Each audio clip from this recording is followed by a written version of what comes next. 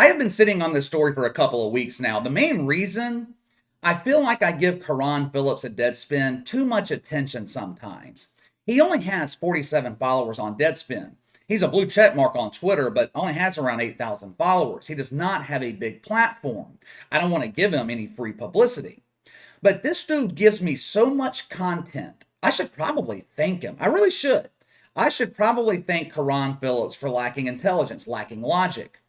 For years, people associated with HBCUs have brought attention to the fact that HBCU programs are not given enough attention. HBCUs don't get the same level of recognition as PWIs.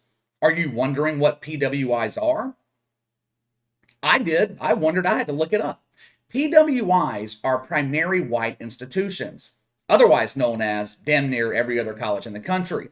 Now, to his credit, Stephen A. Smith has worked for years now to spotlight HBCU programs. I want to say Donald Trump actually increased funding to HBCU, something Barack Obama never addressed in 8 years in office. Now, don't quote me on that, but I believe that to be the case. Anyway, the point is, people like Carron Phillips have complained for years about the lack of attention HBCUs receive. That all changed when Deion Sanders was hired at Jackson State. Deion Sanders commands attention. Wherever he goes, the spotlight follows. He was able to snag the #1 recruit in the country from Florida State, which is unfathomable when you think about it. The #1 recruit in the country chose Jackson State over Florida State. That is the kind of impact Deion Sanders is having. This has to be a good thing for HBCUs, right? More recognition, credibility to the program, more money coming in. Deion Sanders coaching at Jackson State, it has to be a net positive, right? Well, that is how someone with a logically thinking brain would see it. As we all know by now, Carron Phillips doesn't think logically. A few weeks ago, he posted an article on Deadspin attempting to explain why Deion Sanders is bad for HBCUs. Carron Phillips, he has had a boner with Deion Sanders for a while now. He does not like him. Check his Twitter feed, his article history on Deadspin. He has been going after Deion Sanders for quite a while, which shouldn't be surprising. Beta males tend to be intimidated by alpha males. After Deion Sanders lured the #1 recruit in the country to Jackson State, Carron Phillips made it his mission to explain it to the 47 people in his audience why it was actually a bad thing for HBCUs, why Deion Sanders is bad for HBCUs. Not all publicity is good publicity. Yeah. Tell that to the leadership of the HBCU, which just sold out their national championship game in Atlanta for the first time in history. Why? Deion Sanders. Tell it to the city of Jackson, Mississippi. If you've never been to Jackson, Mississippi before, I strongly suggest you not make the mistake of visiting. Picture Detroit, but smaller. You know what Deion Sanders is worth to the city of Jackson, Mississippi? $30 million a year. That is the economic impact he's had on the city. Or why don't we tell it to the players at these HBCU programs? Because Deion Sanders brings increased attention, as well as NFL scouts, HBCU players have been able to obtain NIL deals. In other words, they're making endorsement money they wouldn't have otherwise made. Now, to be fair, Carron Phillips did point out these positives in his article, but the 2 or 3 positives he pointed out were outweighed by the 10 negatives, most of which were complete bullshit, flawed logic. I'm going to point out a few of them to you and explain where Carron Phillips went wrong. First up, Deion Sanders is associated with Barstool. Barstool is a major sports media platform. How could that possibly be a negative? Because they're racist, homophobic, misogynistic. There are those labels again. The labels apply to anyone who doesn't fall in line with the agenda. Urban Meyer worked at ESPN for a few years before taking the job at Ohio State. I didn't hear anyone complain that he worked for a company that gave Caitlyn Jenner the Courage Award. But as we all know, that fits the narrative. Carron Phillips point 2. Deion Sanders called out players who opted out because of the COVID. Yeah, he sure did, and rightfully so. They should have listened. because he was giving them free knowledge. Deion Sanders told him if they opt out, the sport of football would go on without him. Isn't that exactly what happened? Players opted out, games were still played.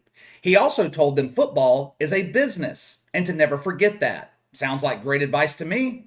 But shame on Deion Sanders for giving these kids the truth. How dare you? You know we are trying to brainwash these kids. Stop telling them like it is. Point 3. Carron Phillips called out Deion Sanders because he was upset that no HBCU players were drafted in the 2021 NFL Draft. I'm a little bit confused again. If you're an SJW, if you think the NFL holds back HBCU players, why would this be negative? I would think Carron Phillips would applaud Deion Sanders for doing this. But you see, when you view everything through the lens of bias, you can't be objective. Carron Phillips has a clear bias against Deion Sanders. Point 4. Deion Sanders doesn't realize how important buy-in games are to HBCU programs. Oh. So now we're all about the money. We're not worried about the players anymore, like Carron Phillips pretends to be worried about the players. No, now it's all about the money. Yeah, buy-in games are great financially for the schools, but are they mentally good for the kids?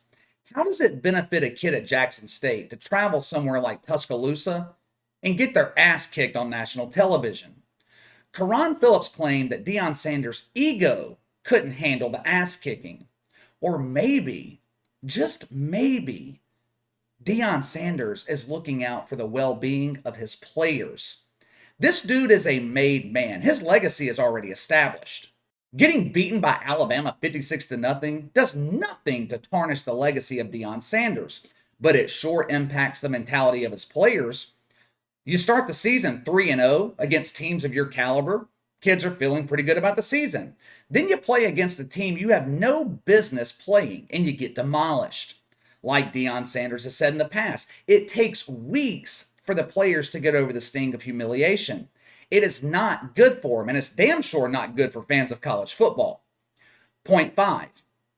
Deion Sanders was mentioned as a candidate to be the head coach at TCU. That's not fair. He told Jackson State that he was all in as their head coach. What the hell is the point here? Of course other programs are going after him. He went 11-2 his first full season, turned the program around, had them playing in the championship game, a game which sold out for the first time in history. Why is it Deion Sanders' fault that TCU showed interest in him? Did he accept the job? No. Is he still the head coach at Jackson State? Yes. I'm not sure what the point was here. Maybe Carron Phillips just needed some filler for his article. Final point, last but certainly not least. Deion Sanders brought in Instagram model Brittany Renner to speak to his team. Deion Sanders believes in the problematic stereotype that women are always at fault when male athletes are in compromising situations with women. Except that is not the reason he brought her in. He brought in Brittany Renner to warn these kids about the trappings of fame. Deion Sanders was aware of the fact that these kids were receiving more media attention than they ever have. With increased media attention, with increased fame, comes temptation. Brittany Renner warned them about women potentially using them. She warned them about the temptation and the trouble they could get in off the field that could impact them for the rest of their lives. What is Carron Phillips' problem with that? You know what his real problem is with Deion Sanders? Deion Sanders does not fall in line with the agenda.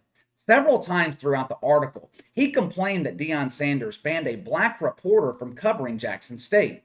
The black coach at the black school, who was supposed to be uplifting his own people, got a black reporter banned. That is not supposed to happen. Why?